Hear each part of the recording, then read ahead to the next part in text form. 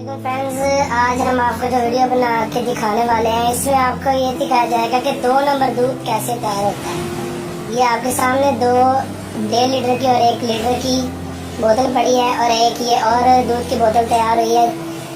Let's see कि कैसे बनता है दूध। ये आप देख रहे हैं कि ये केमिकल कितना खतरनाक है। सिर्फ 2 ढक्कन बोतल के इसमें डाले गए हैं 1.5 लीटर बोतल में और सिर्फ इसको हमें जस्ट हिलाना है और ये 1.5 लीटर की दूध की बोतल तैयार।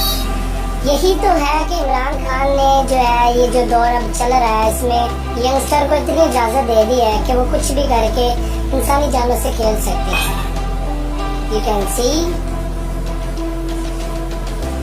1 सेकंड 1 मिनट की भी अगर आप कहें तो वो भी बहुत ज़्यादा है। 1 मिनट भी बनाने में इसको ज़्यादा आप कहेंगे। इसको सिर्फ ये देखें कोई तमीज़ नहीं कि गंदी है बोतल साफ है, कुछ तमीज़ नहीं की जा रही।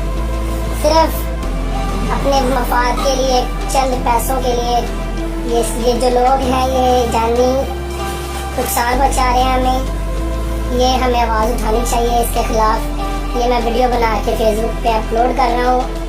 इस बंदे को मैंने कुछ पैसे दिए हैं वीडियो बनाने के लिए। इसका मालिक फिलहाल यहाँ पे नहीं है।